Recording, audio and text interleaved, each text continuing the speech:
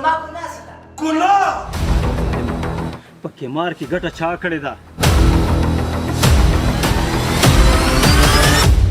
دا د پښتنو ریکارډ به زه ماتوم او قرضدار یې به زه وژنم.